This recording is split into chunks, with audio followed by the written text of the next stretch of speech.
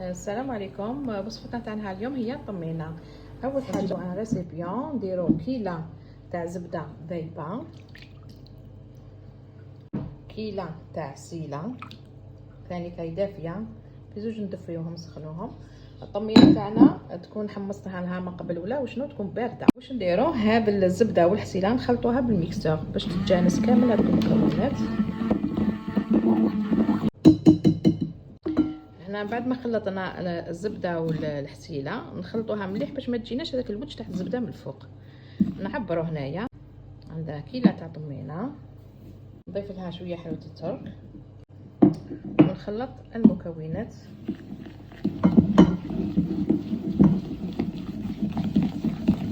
نزيدو النص تاع الكيله، نبدا ندير بشويه لاخاطش علاش نخليها شويه جاريه. هنا نكتفي، شوفوا كيفاش خرجت لنا طمينه. نخليها بهذه الطريقه لاخاطش عليها حزيت تشرب، ما نيبسهاش، ونخليها تصلاح ربع ساعه نص ساعه باش نحطها في صحن التقديم. هنا بعد ربع ساعه بعد ما شربت شويه نفرخها في الصحن تاع التقديم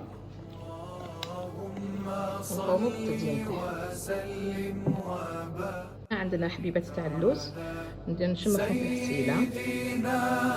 محمد وعلى آله عدد كمال الله وكما يليق بكماله.